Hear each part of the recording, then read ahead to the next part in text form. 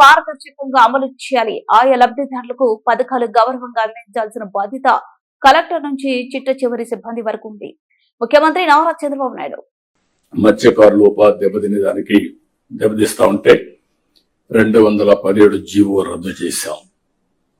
First time economic benefit ఇవ్వాలి, బీసీలు కూడా ఆర్థికంగా పైకి తీసుకురావాలన్న ఉద్దేశంతో గీత కార్మికులకి మద్యం షాపుల్లో 10% రిజర్వ్ చేశాం.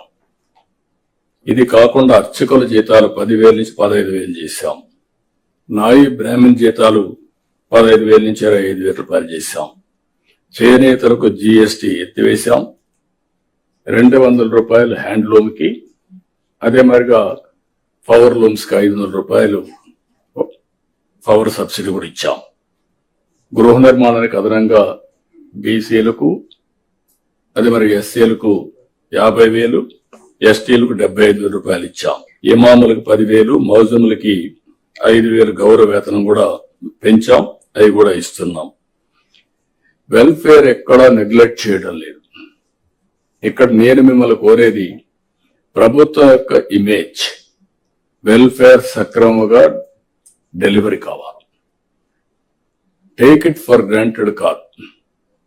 అందుకే అనునిత్యం ఏ వెల్ఫేర్ ప్రోగ్రామ్ వచ్చినా లాస్ట్ మైల్ కి కరెక్ట్ గా చేరతా ఉందా లేదా, చేరే విధానం కూడా ఏదో భిక్షగాలకు మారిగా ఏదో మీరు దానం చేసినట్టు బిహేవ్ చేస్తే కరెక్ట్ కాదు.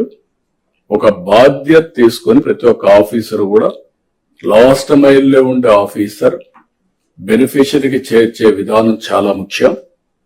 ఆ విషయం కూడా మీరందరూ కూడా హ్యూమన్ యాంగిల్ తో వాళ్ళు పనిచేయాల్సిన అవసరం